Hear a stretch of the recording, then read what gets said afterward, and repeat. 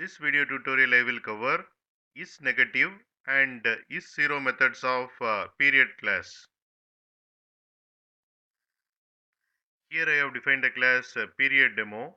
I am running this program in debug mode. Here I have created a period object. Period is 12 months. Here I am calling isNegative method of period object. This method will return true if any unit of this period is negative, else it will return false. And we got false. Here I am calling isZero method of period object. This method will return true if period is 0, else it will return false.